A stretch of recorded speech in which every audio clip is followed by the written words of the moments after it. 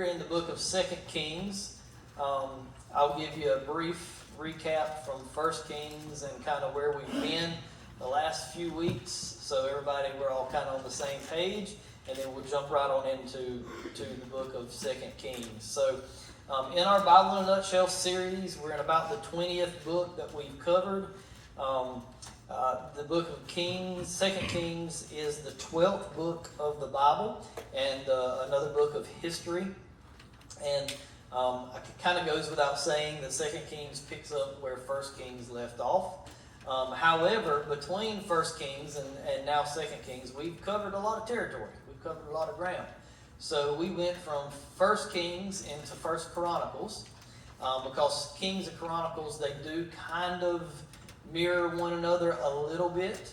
And Chronicles, the book of Chronicles, 1st and 2nd, was kind of a commentary, an editorial commentary on the children of Israel from the time of Solomon through the time of the Babylonian exile and captivity. And 1st and 2nd Kings is kind of more of a historical walkthrough of that same time. From the time that we covered 1 Kings and then went to 1 Chronicles, because of studying through the life of Solomon, we went right into the books that Solomon wrote and he worked on, and that were about his wisdom and his life. And so we covered both the book of Proverbs, Song of Solomon, and then also Ecclesiastes, and then we also went ahead and tackled the book of Psalms. So that has put us right back around to getting back into the historical content and the time of the kings that we've been studying. So if you remember, the children of Israel were intended to be a theocracy. So I'm going to try to give as much of a brief recap as I can. The children of Israel were intended to be a theocracy, God as the head, leading, and then the priests and the sacrificial system set up for atonement of sin, and then the people following their leaders who were being led by God himself. They went through a time of having the judges. We went through all of that, and then they said, we want a king. And their reasoning for wanting a king was to be like the other people that were around, the other nations that were around them. God said, okay, you want it, I'll give it to you. It's not going to work out real well in the end, but I'll let you have it since you want it so bad. So King Saul was their first king. Started off good. His heart turned into a pretty bad dude. Tried to kill his protege David, who God had anointed to be the king of Israel. David become king. God set up the Davidic covenant that the Messiah would come through the line of David. That's important to remember in some of the stuff that we'll get into tonight. And so God promised David that the Messiah would come through his lineage. David's life went with the ups and downs that are very well known, and we've talked about throughout the study of that. David's son Solomon become king. Solomon started off wonderful, asked God for that wisdom to have, and God granted it. He had the wisdom like no one else in the world has ever had. We studied through all the things that he wrote, all the things that are attested to his wisdom, and then he turned towards the end of his life. He started collecting and doing the things that God had said kings were not supposed to do, and his heart were turned by the love of the women from other cultures and other religions and other serving other false gods, and he allowed those things to get into his life, got his eyes off of the Lord, and then by the time the end of his reign, he was no longer a godly king. His son Rehoboam took over after him. Rehoboam was no better. Matter of fact, was a little worse than Solomon was at his worst. And then from that point, the kingdom that David had pulled together fractured, and we had a civil war, and we had a split with the north and the south. Sounds kind of familiar, right? And so the northern kingdom was the larger area made up of 10 tribes, and it goes by the name of Israel. We'll see that throughout the book tonight. And then the southern kingdom was only 2 tribes, and the biggest of those 2 tribes was Judah. And so the southern kingdom went by the name of Judah. And so we started in 1 Kings.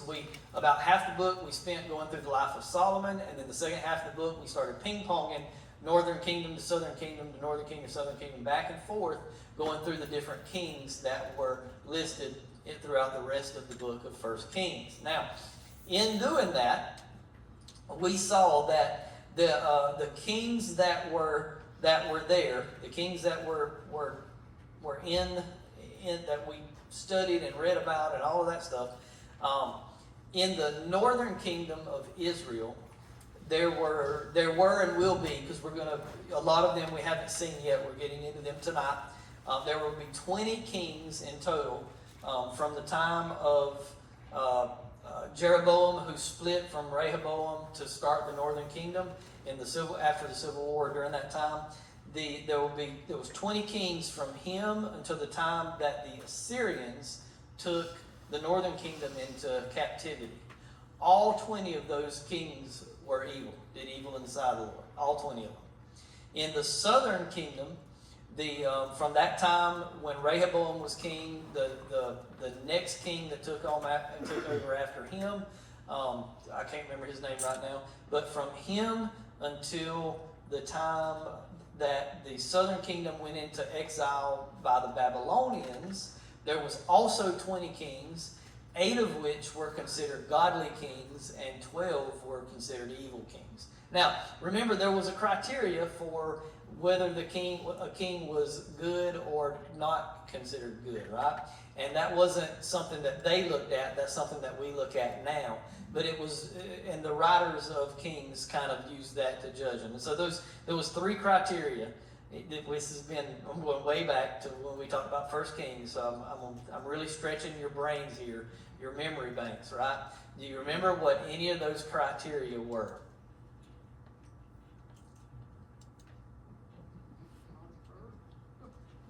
All right, so one of them was, did they completely and totally follow God as the one true God? The second one was, did they tear down or get rid of the idols or the false god worship that was going on, that was influencing everyone?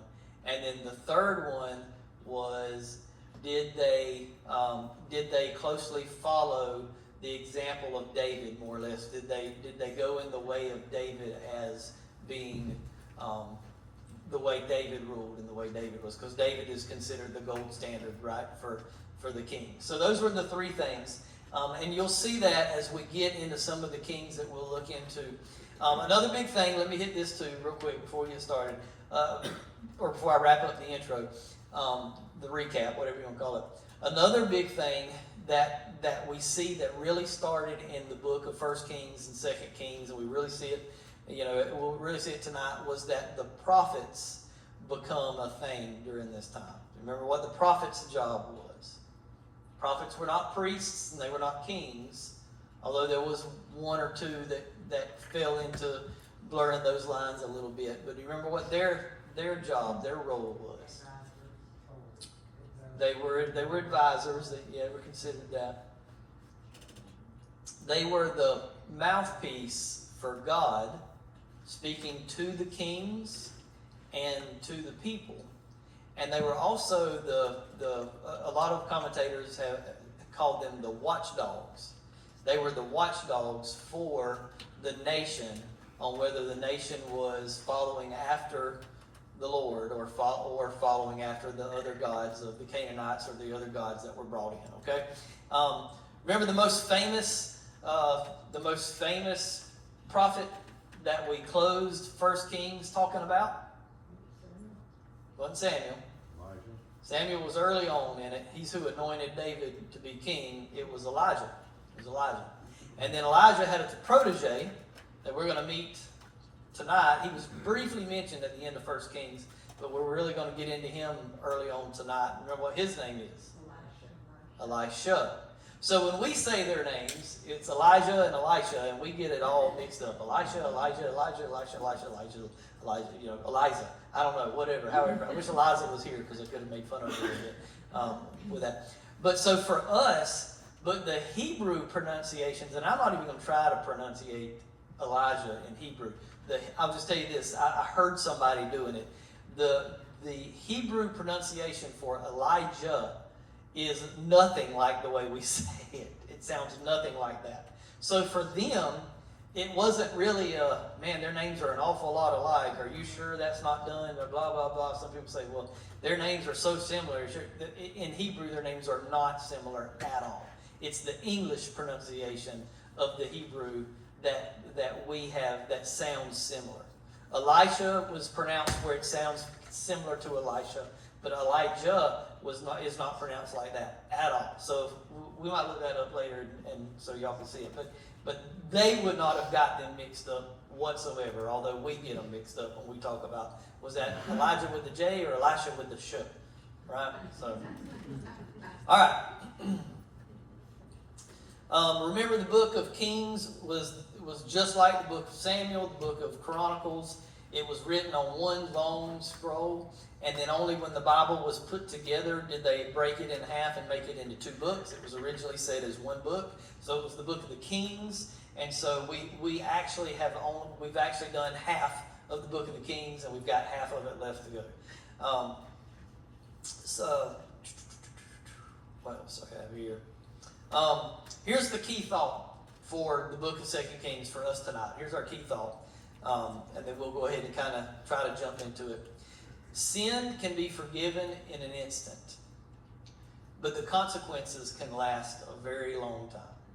Mm-hmm. That is the key for the book of 2 Kings. Really, the entire book of Kings, but first and second. But for sure tonight, for the book of 2 Kings, sin can be forgiven in an instant, but the consequences can last a very long time. Why do we say that? Because Israel broke that covenant that they had with God, they had made with God, that we saw from the book of Joshua and their time entering into the promised land.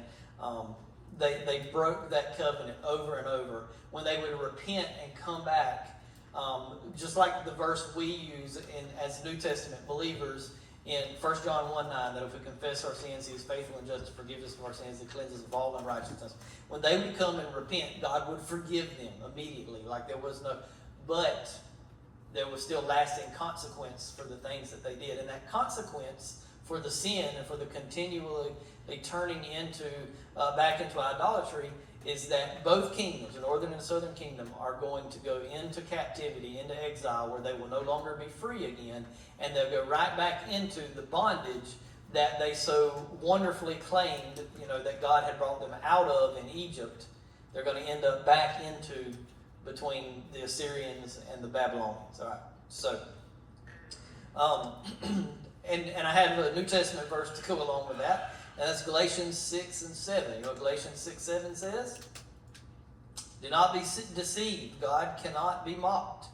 A man reaps what he sows. So I love it when somebody says, man, that's karma. That's karma right there. Yes, they got what they deserve. That's karma. And I'm like, yeah, actually, you know what? Karma doesn't really exist. But you know what's even older than karma? You know what's even before that? God had this principle called reaping and sowing. And when you reap, when you sow evil things, at some point you're going to reap those things. And when you sow godly things, you sow good things. So I like that. I'm not saying I like that, because that's a tough thing to reap what we sow. Because a lot of times we don't even realize, in our years of in our time of being lost or our time of being away from the Lord, we don't even realize sometimes that we're sowing things that we're going to reap later. But what I'm saying is, when I like when people talk about karma, I like using that to kind of sprinkle in a little bit of God's word and say, actually, did you know that's a biblical idea? No, I didn't go with that. Reaping and sowing. So, okay, all right, that's enough of that. If you remember from the book of 1 Kings, we don't know for sure who wrote it, but we think most likely it was the prophet Jeremiah who wrote the book of Kings, the entire scroll of Kings. All right, we're going to look at, we're going to kind of break this into two parts. Part one will be the first 17 chapters. And then the first 17 chapters will be bouncing back and forth between kings and kingdoms. the northern and the southern kingdom. So we'll try to make sure as we go to a different king and that prophet that talk to them, that sort of thing, we say whether it's the northern kingdom or the southern kingdom. And then once you go to chapter 17, you see the northern kingdom be taken in captivity by the Assyrians, and from chapter 18 to the end of the book in chapter 25, everything in there from there is written about the southern kingdom, about Judah. All right, are we ready? All right. Chapter 1, book of 2 Kings, chapter 1. We'll look at the first couple of verses here. Moab rebelled against Israel after the death of Ahab. Remember who Ahab was? Ahab was the evil king in the north that Elijah was the prophet to. Remember the showdown on Mount Carmel with Elijah and the prophets of Baal? Remember they had the two altars set up, one to Baal, one to God. And the prophets of Baal yelled and screamed and sang and cut themselves and did all this stuff. And Elijah was like, and they were asking their God to consume the altar with fire, and nothing happened. And Elijah said, well, maybe your God had to go to the bathroom, maybe he's asleep. Why don't you pray a little louder so you can wake him up so he'll come and do this. And then Elijah had him just soak the altar and everything with all the water and all, and then he prayed and asked God to send down fire, and God sent down fire and burn up the altar, the sacrifice to God, and then even burn up the sacrifice that they were trying to make of Baal. And then Elijah had all those prophets of Baal killed, and then Jezebel said, I hate you, I'm going to kill you, you won't be alive this time tomorrow. And Elijah, after seeing the great power of God, tucked tail and ran away. So now we see that this king Ahab has died. And there's a new king on the throne, and his name is Ahaziah, and he is Ahab's son. Now I will tell you this: when I was first kind of reading through it, and I read that Ahab had died, there was a prophecy that Ahab would die, and that the dogs would eat his body, and there was a prophecy that would also happen to his wife Jezebel. Remember, that was his wife Jezebel. That was a real common name. For different things in church world. You probably have heard that a time or two. And so there's a prophecy about that, about Jezebel as well. In my thinking of reading this, I was like, well, she died too when Ahab died. But actually she didn't. And we'll get to her in a few chapters down the road. But this is Ahaziah, Ahab's son. And so in verse 2, we see that he has a little injury. And he falls through the lattice at his house, and he has an injury of some sort. We don't know what it is. We know he's injured. And they take him and they lay him on his bed. And he asks his messengers, he says, hey, go to the prophets, or go to the god Baal, the false god Baal, and ask him if I'm going to live or die. And so they take off to do that. And as they take off to do that, Elijah meets them and intercepts them, and he's like, what, is there no God in Israel that you're going to ask a false god from another country if our king is going to live or die? And he sends them back to Ahaziah. And so then Ahaziah says, well, what did he say? And they're like, well, we don't know. We ran into this guy and he sent us back to you and said, is there no God in Israel? And look at verses 8 and 9. And he says, in verse 7, he says, who was it that told you these things? Verse 8, he says, so they answered him, a hairy man wearing a leather belt around his waist. This must have been Elijah's go-to uniform, right? Because as soon as they said that he was a hairy man wearing a leather belt around his waist, the king goes and he said, it is Elijah the Tishbite. So he knew exactly who it was. So then he sends a captain with 50 men to Elijah to ask him to come down and come prophesy to him if he's going to live or die. The 50 men come to Elijah. Elijah's sitting up in a tree or on a rock or something up there. I can't remember now what he says. He's atop a hill. And he says, hey, verse 9, he says, man of God, the king said, come down. Elijah answered said to the captain of the 50, if I'm a man of God, then let fire come down from heaven and consume you and your men, your 50 men. And it happened. He spoke it, and fire come down and just killed them all. The king sends another group of 50 men and a captain to go to him. And so they come to him and they say the same thing. Hey, come down quickly. We got to go to the king. He's got to ask you a question, man of God. And Elijah again says, if I truly am a man of God, let fire come down and consume you. And he does. God sends fire come down, kills that group of 50 men. Then the king sends another group of 50, and they send him. They come to Elijah, and their tune is a little bit different. They get there, and they've just seen 100 of their buddies killed by fire from God, from talking to Elijah. So now when they come to Elijah, they're like, let's see, read verse 13. You got it up there. He says, again, he sent a third captain of 50 and his 50 men. A third captain of 50 went up and came to him, fell on his knees before Elijah, and pleaded with him and said to him, Man of God, please let my life and the life of these 50 servants of yours be precious in your sight. So they come and they humbly ask him to come down. And so Elijah, the Lord tells him to go. So Elijah goes down, goes with him, goes to talk to Ahaziah. And Ahaziah asks him, am I going to live or die? And Elijah prophesies that he will die. And he does. Go to chapter 2.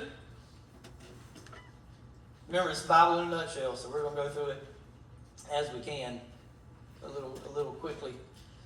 Chapter 2, Elijah, we see here the end of Elijah's life. I'm going to say it that way, the end of Elijah's life on this earth, because Elijah did not die. He did not die. He was taken up into heaven, and I believe there's a very specific reason in which why Elijah was taken up into heaven. And I'll kind of get into that into a minute. Skip down to verse 6. Then Elijah said to him, and now Elijah is talking to Elisha. Elisha, the protege of Elijah. They are both together here. Elijah is trying to go over where I believe he is told by God that he is fixing to take him into heaven, that his time is over on the earth. And so then verse 6, then Elijah said to him, stay here, please, for the Lord has sent me on to the Jordan. But he said, Elisha said, as the Lord lives and as your soul lives, I will not leave you. So the two of them went on, and 50 men of the sons of the prophets went and stood facing them at a distance, while the two of them, Elijah and Elisha, stood by the Jordan. Now Elijah took his mantle, his thing he wore over his coat, he took his mantle and rolled it up and struck the water, and it was divided. The Jordan opened. Remember, this is not the first time the Jordan has parted. The children of Israel crossed over to the into Promised Land. God parted the waters when they went across there. So he takes his mantle, puts it in the water. Water recedes back, it divides, and they walk across on dry ground. Verse 8, verse 9. And so it was when they had crossed over that Elijah had said to Elisha, ask what I may do for you before I am taken away from you. Elisha said, please let a double portion of your spirit be upon me. Now look at verse 10, what he says right here. So he said, you have asked a hard thing. Nevertheless, if you will see me when I am taken from you, it shall be so for you. But if not, it shall not be so. So here, Elijah and Elisha are going over to where Elijah is about to be caught up in a whirlwind and taken to heaven.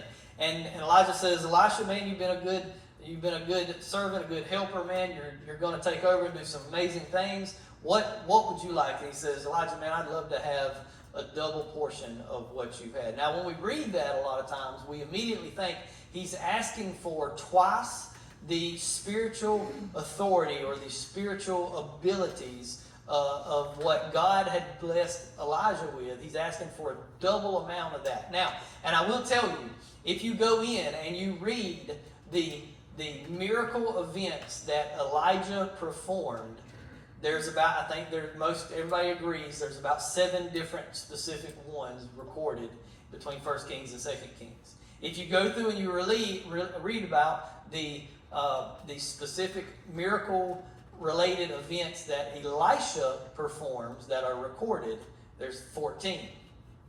Exactly a double, right? But listen to this. I don't necessarily think that what Elisha was asking for was actually to be twice as powerful or whatever as Elijah. If Elisha truly was Elijah's protege, then he understood that this power wasn't Elijah's power. that this power was God's power. Because he probably knew of the great event that happened on Mount Carmel, but he also knew that his master, also knew that his teacher, Elijah, tucked tail and ran and was scared for his life that Jezebel was going to kill him when he had so he knew his power wasn't his own power, it was from God.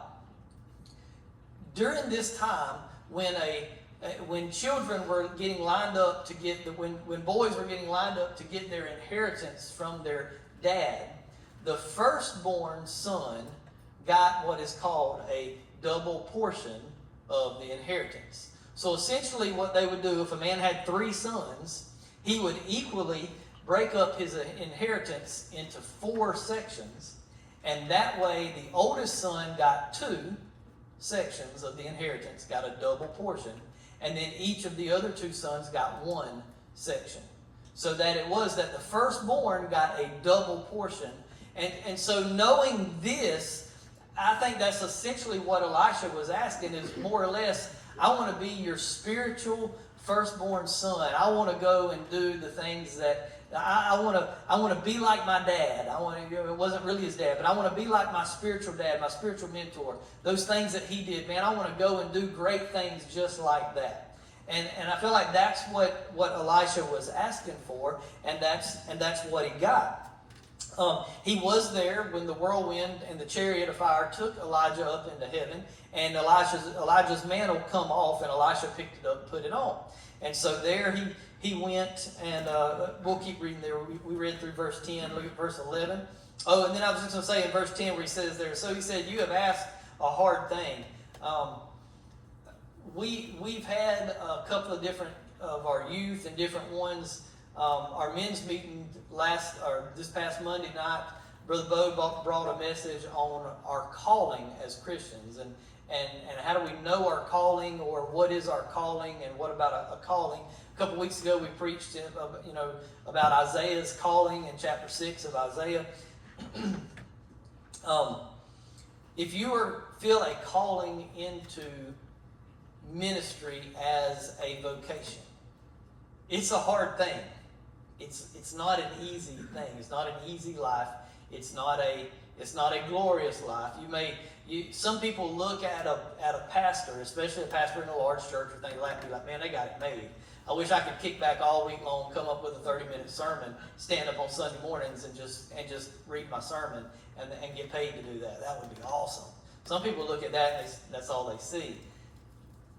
I'm here to tell you, it's way, way more than that. And the responsibility and the weight that God puts on a leader, a shepherd, a pastor is just, it's awesome. So when Elijah told Elisha, this is a hard thing you're asking, he's not wrong. He's not wrong. Verse 11 says, then it happened, as they continued on and talked, that suddenly a chariot of fire appeared with horses and fire and separated the 2 of them. And Elijah went up by a whirlwind into heaven. And Elisha saw it, and he cried out, my father, the chariot of Israel and its horsemen. So he saw him no more. And he took a hold of his own clothes and tore them into 2 pieces. He also took up the mantle of Elijah that had fallen from him and went back and stood by the bank of the Jordan. And he took the mantle that Elijah had fallen from him and struck the water and said, where is the Lord God of Elijah? And when he had also struck the water, it was divided this way, so that Elisha crossed over. So this is kind of Elisha's jumping off point of where he has taken over that mantle now, and he's going to become the next prophet in the northern kingdom right there. Now, the remainder of chapter 2, and going on through about chapter 6, we're going to see a lot of the miracles that Elisha performed.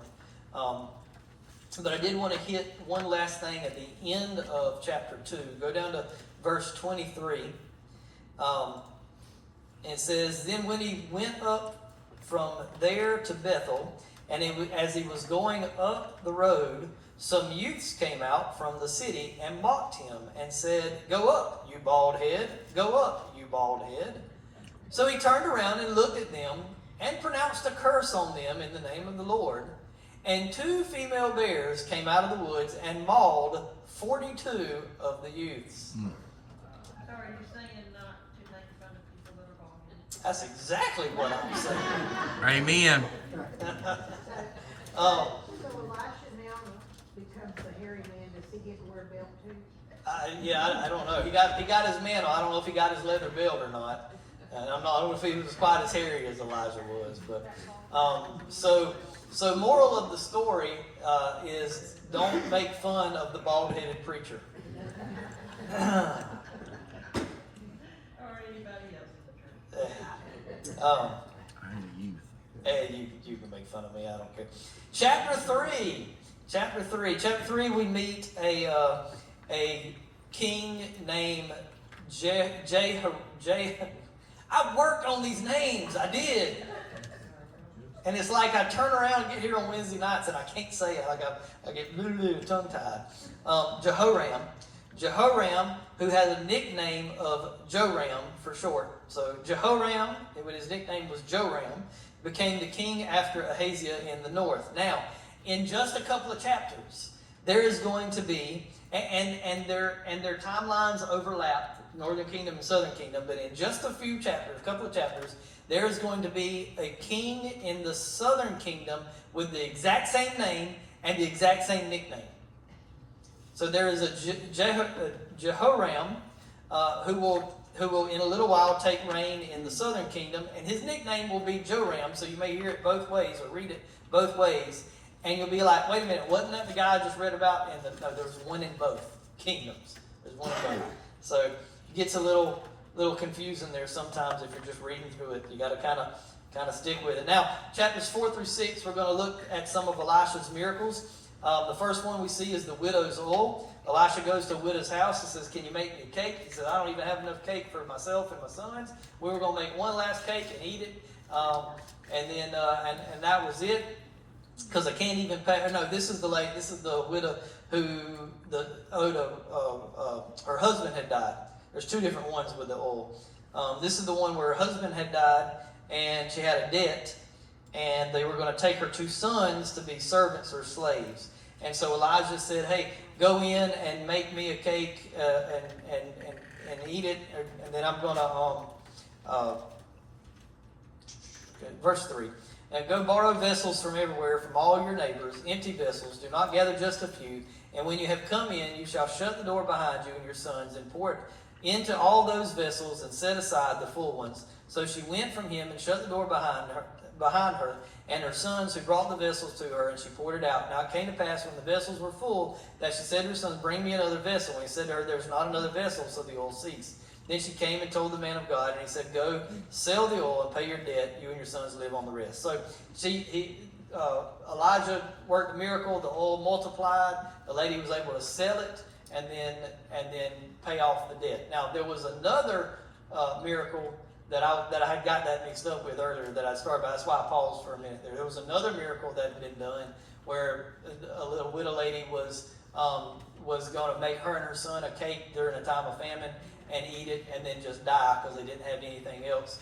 And the prophet came in and told her, "Bake me a cake so I can eat, and God's going to bless this." And so she never ran out. They were able to continue to eat because every time they would go back to the cruise of oil, there would be more in it. They could make another one and keep going. So, but that was a different one. She made enough to sell it. Then we see Elisha and the Shunammite woman. So here, Elisha's going back and forth traveling. This lady says, "Hey, this is a man of God. Can we build him a room on our house so that he can stay with us, so he has a place to sleep anytime he comes here?" The woman's husband's like, "Yeah, sure."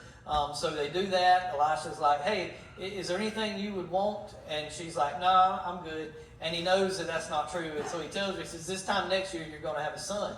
She was barren. She couldn't have a kid. Her husband was older. And she was like, "Listen, don't play with me. Don't play with my emotions. I'm fine like I am. Yeah, I want a son. Apparently you know that, but don't mess with me." And he was like, "This time next year, you'll have a son." She gets pregnant. She has a son. Elisha comes back the next year. She's got a son. Everything looks great. Then one day, Elisha's out. The husband's working in the field. The kid has like a sunstroke or has some sort of illness, something that jumps on him, and he dies. And the Shunammite woman says, "I got to find Elisha." She goes to run to Elisha. She falls down Elisha's feet. Gehazi, the the servant of Elisha is like kicking her back, like, get away from him, what are you doing? And Elisha's like, hold up, there's something's grieving her, what's going on? And she won't say what's going on, she just says, all is good, everything's good, my Lord. And Elisha said, no, it's not. So he goes back with her and raises her son from the dead. And so Elisha performs this miracle. And then there's, you go in through, where are we at? We're still in chapter 4 now. Elisha then is at a place, and these people have a pot of stew, and they put some berries in it that were poisonous, not knowing they were poisonous, and then they realize it's poisonous, and Elisha prays, and God purifies it, makes it where they can eat it. And then there's a place where there's 100 men there that need to eat, and this guy's got a knapsack, got a backpack with a little bit of stuff in it, some grain, newly ripened grain, and a couple 20 loaves of barley, but not enough to feed 100 men. And Elisha blesses it and multiplies it, and then it feeds 100 men. What does that remind you of? Jesus feeding the two multitudes, right? The 4,000 and the 5,000 at different times. Then get into chapter 5. We meet a man named Naaman, who was a Gentile leader, and he has leprosy. He has a little servant girl that works for his wife that's an Israelite, and she says, man, I wish my master would go see the prophet Elisha in my home country.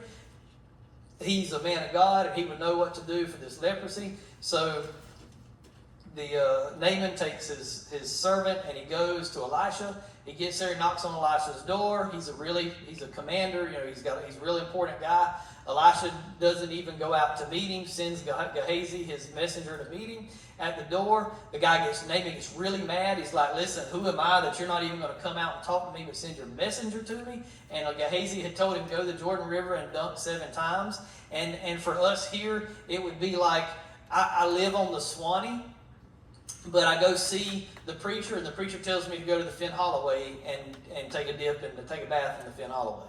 That's essentially what it was like. He's like, isn't all the rivers in Damascus better than the muddy Holloway, the muddy Jordan? And he said, I'm not going to go do that. And he feels real like slighted by Elisha. And then the guy's Naaman's servant is like, hey man, if he had told you to do something difficult, something crazy, wouldn't you have done it to get rid of this leprosy? He said, he's just telling you to go down here and dunk 7 times in the water.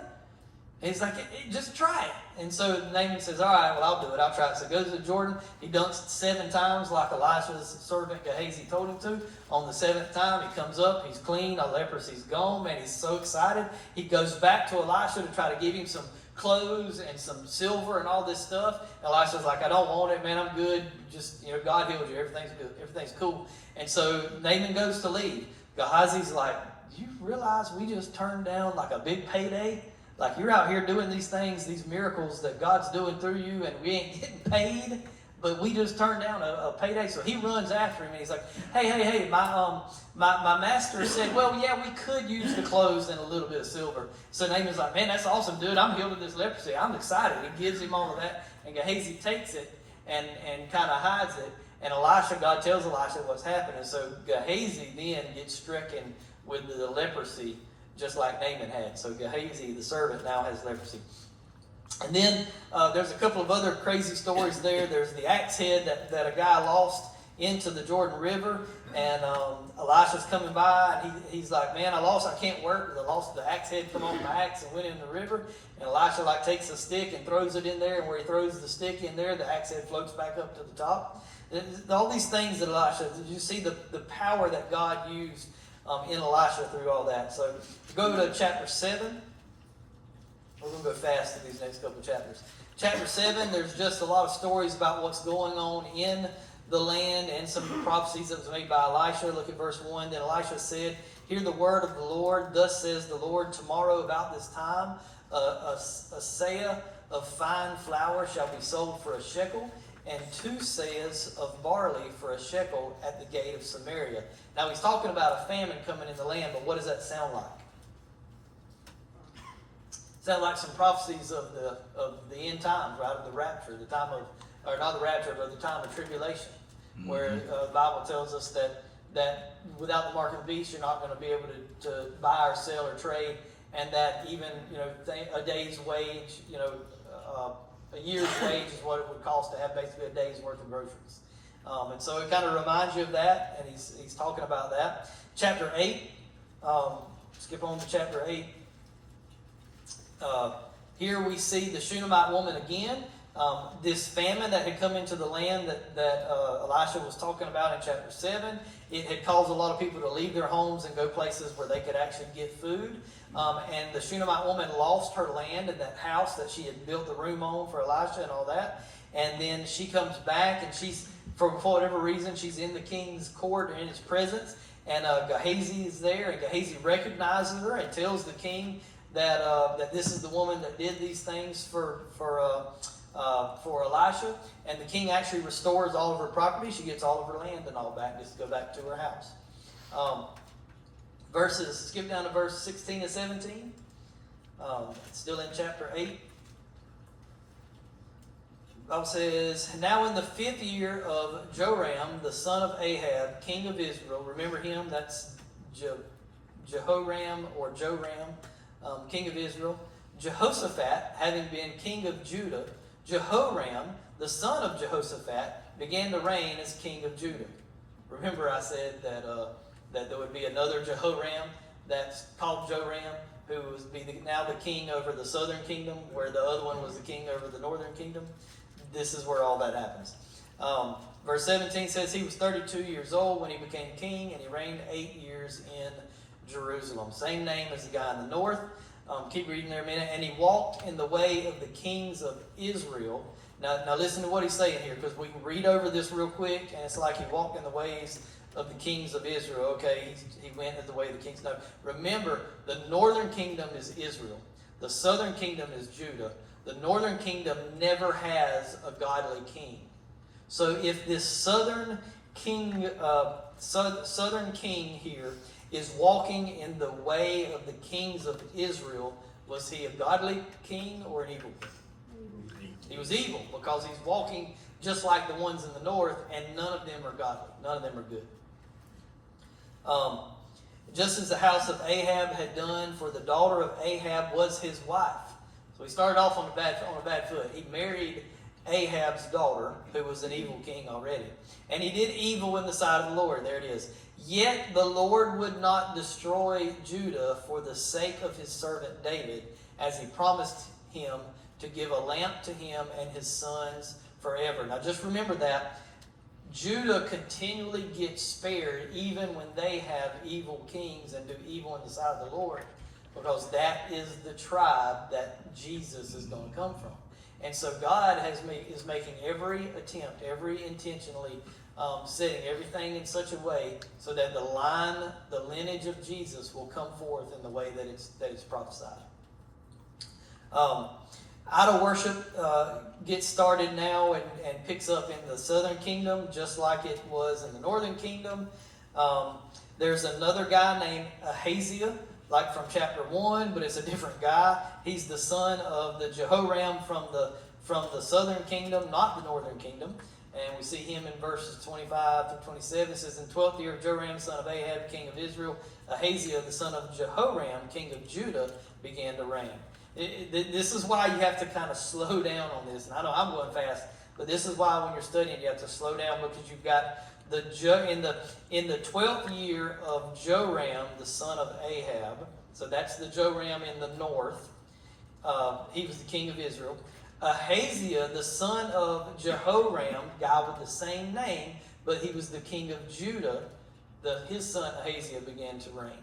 And Ahaziah was 22 years old when he became king, and he reigned 1 year in Jerusalem. His mother's name was Athaliah. Remember that name, Athaliah, the granddaughter of Omri, who was one of the kings we talked about way back in 1 Kings, and who was the king of Israel. And he walked in the way of the house of Ahab and did evil in the sight of the Lord, like the house of Ahab, for he was the son-in-law of the house of Ahab. So he come off of the family line the guy, his dad had married Ahab's daughter.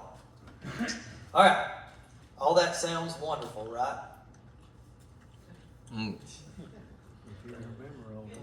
Kind of, sort of, not really. I don't know.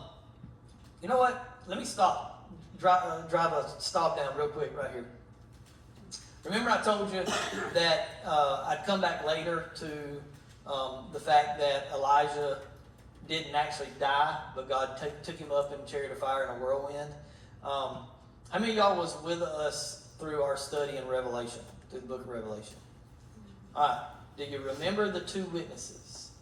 Remember the book of Revelation, somewhere around, I think, chapter 16, it talks about there would be two witnesses, and those two witnesses would come on the scene, and the whole earth would see them. And it talks about they'll be murdered in the streets, and then they'll come back to life. And when that happens, there's going to be a big following of Jewish people who get saved, believe Jesus truly was the Messiah, accept Christ as their Savior, and get saved. And then a number of about 144,000 of those Jews that get saved are then going to be on the earth spreading the gospel during the time of tribulation. The gospel during the time of tribulation is still the good news of Jesus Christ, but it's the good news of Jesus Christ, and you got to have your head chopped off too. Essentially, that you've got to die for your faith during the time of tribulation, or you will die for your faith if you become a believer at that time. All of that happens because those two witnesses go across on the earth. We're not told who the two witnesses are, but we are told some of the things that they do. You want to know some of the things that they do? One of them will call down fire from heaven that will burn up their enemies that they're against at that time. The other one will turn water into blood and release various types of plagues onto the people who are coming against them at the time, according to Revelation. Now, who in the Bible has called fire down from heaven, and then who else in the Bible has dealt with plagues, including turning water into blood? Elijah and Moses. That's why I believe that the two witnesses during the time of tribulation will be Elijah and Moses. Now, some people say Enoch, because Enoch, the Bible says he never died. He was walking with God, and God just took him to heaven. Enoch never died. Some people say we don't even, and we truly don't know who it's going to be. This is our best guess based on what it says they're going to do. And I was talking with somebody about this the other day, and they said, well, what if it's just somebody who has kind of the same, they'll be ministering in the same way as Elijah and Moses did. I said, well, that very well may be. And I honestly think that's, that the Word tells us that if it's not Elijah and Moses, what they're doing is definitely in the workings of Elijah and Moses. But I really believe to see some of the Jewish people, because they truly they don't have a problem with Jesus. They believe Jesus really was on this earth. They know what happened to him. They know he got crucified. They have no problem with that. But he's not the Messiah. He was just another rabbi, another teacher, and he was a prophet. And they get more mad about Paul than they do Jesus, because Paul was part of the Sanhedrin. It was a Pharisee, and left the Jewish religion to become a follower of Christ. They get more mad about Paul than they do about Jesus. They just don't hold Jesus in that high of a regard. I think it's going to take them seeing somebody from that's their heroes of the faith.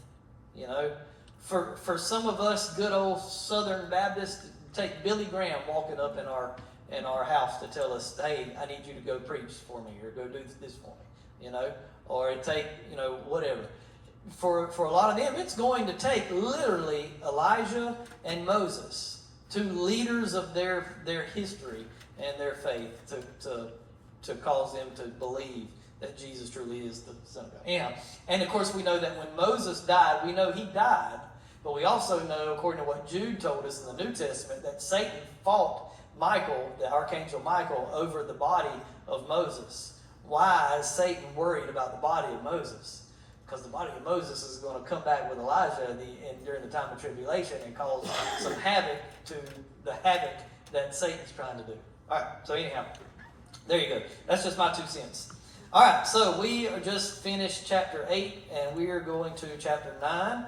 Chapter 9, we see a famous person again. We see Jezebel. She is still alive. Go to the end of chapter 9 and read verses 30 through 33 with me.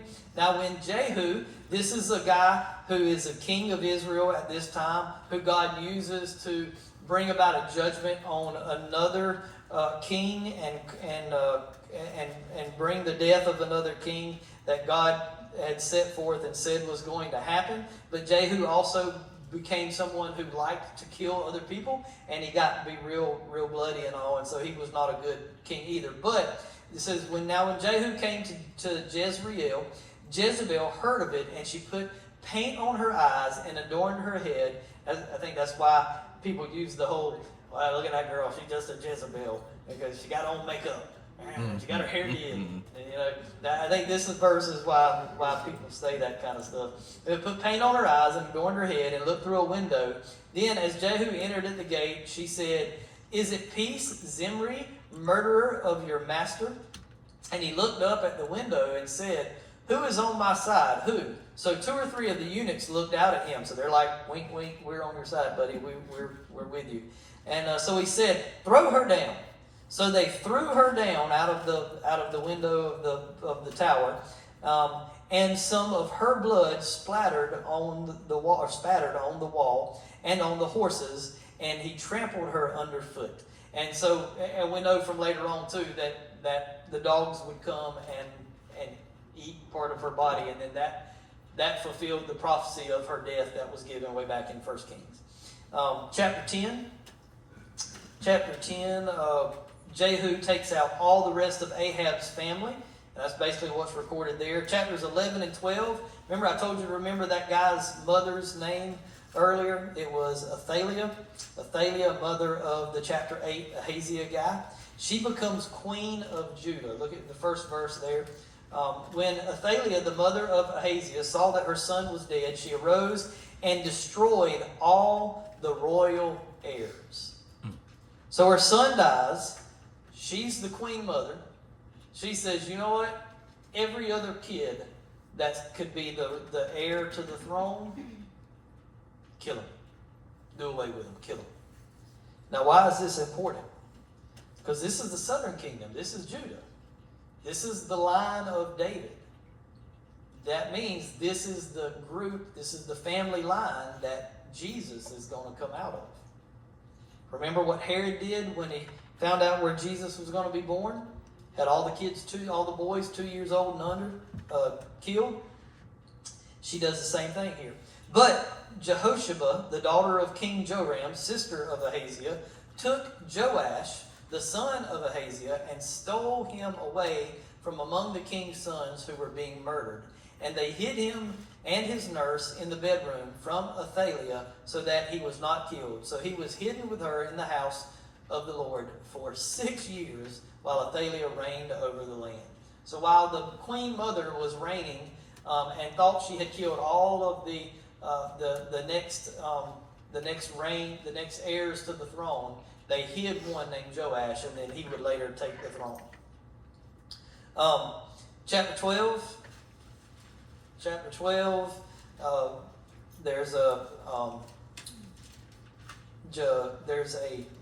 who is it? Is this Joash? Yeah. Then this is where Joash becomes king. Excuse me. In the 7th year of Jehu, Joash became king, and he reigned 4 years in Jerusalem. His mother's name was Zibiah of Beersheba. Joash did what was right in the sight of the Lord all the days in which Jehoiada the priest instructed him. Now, I'm just going to touch one thing right here real quick, and then we'll move on. Joash was a godly king. Said he did what was right inside the Lord, as long as his spiritual mentor, the high priest Jehoiada,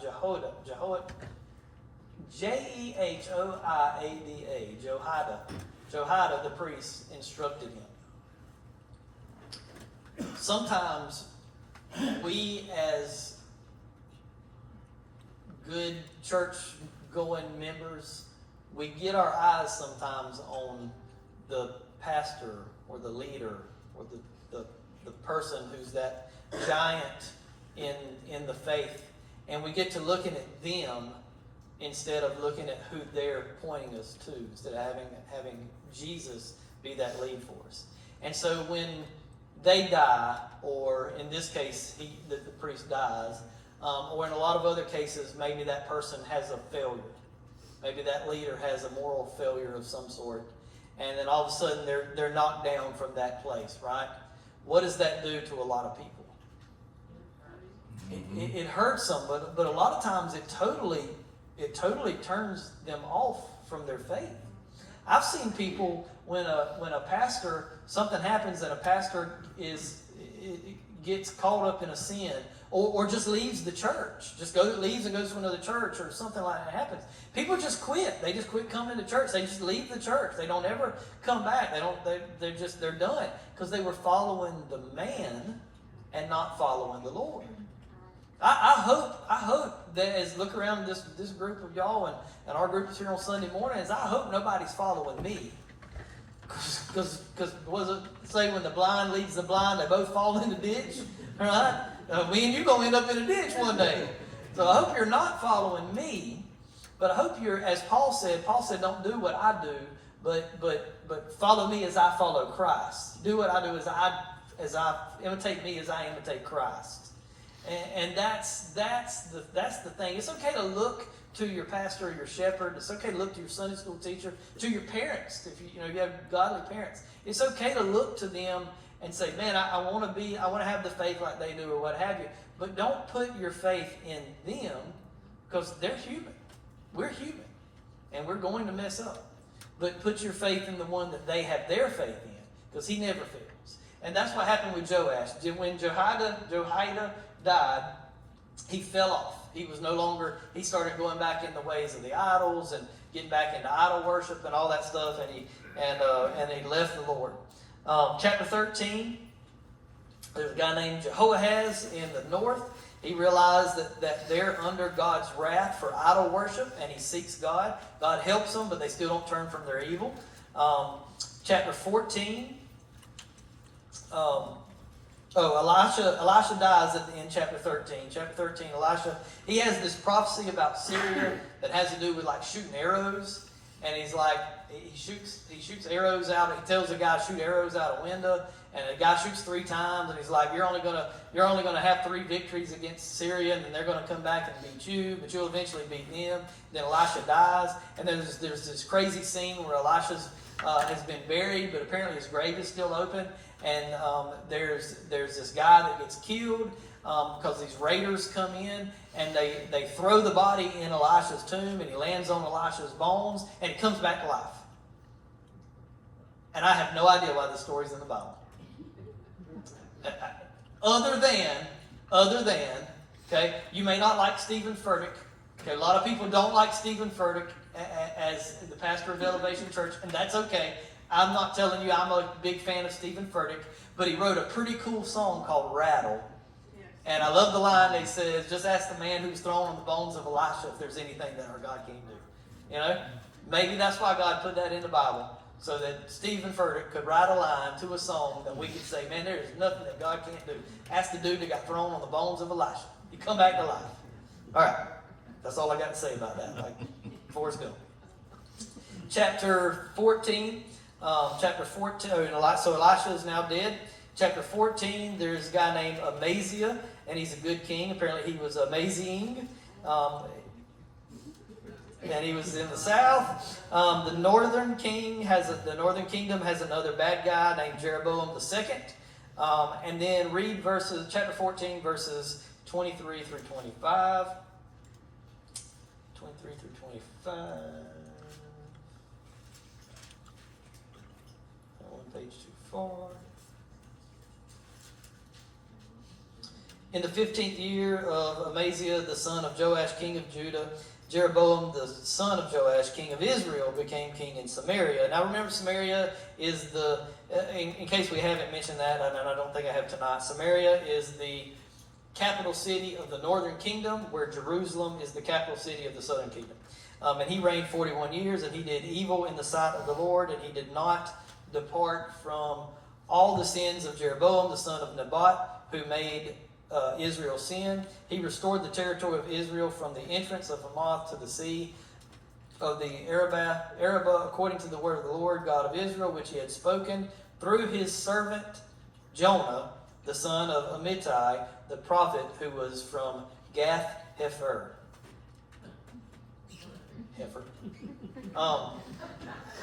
Jonah in the whale. Jonah the going to the city of Nineveh. Remember, where all the people were men. They slapped everybody with fishes. If you've never seen the VeggieTales story of Jonah, you didn't get that joke, and that's okay. We'll go watch it later. This is the same Jonah from the same dad, same area. This is Jonah. So I love this. Why do you love this, Jeremy? Because a lot of people say, I don't know if I believe that story about Jonah and the whale. I don't know if I really believe that happened. Maybe not. I don't know. Could that really have happened? I don't know. I don't think so. Was Jonah even a real guy? Yes, he was a real prophet. And he's talked about right here during the reign of this king, Amaziah. And, something else. Who else believed that Jonah was a real guy? Jesus. Jesus believed Jonah was a real guy. Because what did Jesus say? He said, just like Jonah was in the belly of the whale for 3 days, so must the Son of Man be in the belly of the earth for 3 days. Does to me. Does to me. All right, chapter 15. We run into a king named Azariah. And Azariah had another name. Does anybody remember what his other name was? Uzziah. Uzziah. In the year King Uzziah died, I saw the Lord high and lifted up. Remember that? That if you were in church a couple Sundays ago, we preached in Isaiah chapter 6, Isaiah's vision of the king of God high and lifted up in the year that the king had died. This is that king, King Azariah, who had the other name of Uzziah. The last years of his life, he was a leper. He was a good and godly king. But in the last couple of years of his life, he did something a little bit foolish. He let pride get in the way. And he said, I'm going to go into the temple and I'm going to go to the altar of incense and I'm going to burn incense to God on the altar. Nothing wrong with burning incense to God on the altar. That's what it was for in the temple. But it was a specific set of rules and people that were supposed to do it. The Levites, the priests from the tribe of Levi, they were the ones who were supposed to go in and do that. He said, I'm the king, I can do it if I want to. And he went in and did it. And God said, man, he messed up. And he struck him with leprosy. He lived the rest of his life separated from his family as a leper, even though up until that point he had done a lot of great things. Chapter 16, we meet a guy named Ahaz down in Judah. Chapter 17 starts off as like a recap of everything that they were doing, everything that they had done. In chapter 17, the whole first part of that, about the first 17 verses or so, all talks about that Israel, goes through all the different things that Israel has done from their being led out of captivity with Egypt, and then falling into idolatry, and all those things that show why what is about to happen happens. So look at verse 1 of 17, though. It says, in the 12th year of Ahaz, king of Judah, Hoshea, the son of Elah, became king of Israel in Samaria, and he reigned 9 years. He did evil in the sight of the Lord, but not as the kings of Israel who were before him. Shalmaneser, king of Assyria, came up against him, and Hoshea became his vassal and paid him tribute money. Now, I only read that mainly to introduce that one king Ahaz, but then also to tell you that when you see that became his vassal and paid him tribute money, that means another king has basically said, we're bigger than you, we're meaner than you, we're taking over, you have to do what we say. And that comes into play when we finish this up. Now, the end of this, go to verse 20. And the Lord rejected all the descendants of Israel, afflicted them, and delivered them into the hand of plunderers until he had cast them from his sight. For he tore Israel from the house of David, and they made Jeroboam the son of Nebat king. Then Jeroboam drove Israel from following the Lord and made them commit a great sin. For the children of Israel walked in all the sins of Jeroboam, which he did. They did not depart from them, until the Lord removed Israel out of his sight, and as he had said by all his servants, the prophets, so Israel was carried away from their own land to Assyria, as it is to this day.